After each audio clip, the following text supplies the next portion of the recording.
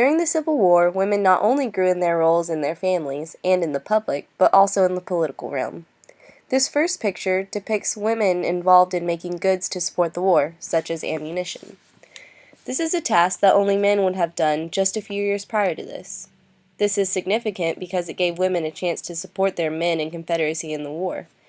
Some women felt so useless when their men first left and were dying because of the war, but this allowed them to help in a physical way, not just emotional support. This next picture is about women and their role on the battlefield.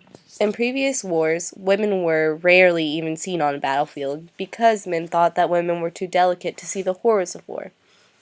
In this war, however, women were quite often on the battlefield as nurses. They cared for the wounded and were surrounded by all the dead. There were around 6,000 women nurses who served in the war. Not all were on the battlefield, however. Some served in hospitals.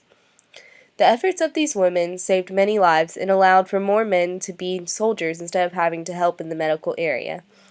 The final picture regarding politics is of a woman and her younger daughter.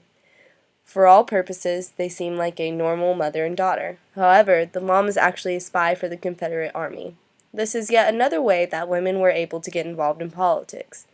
This tactic was rather smart because no one suspected a woman to be involved in a man's world of politics. This involvement of the women in politics, especially for conservative Georgia, would bring great changes in the political and overall atmosphere of the U.S. Three cheers for our president too. May our banner triumphantly wave over Dixie, the land of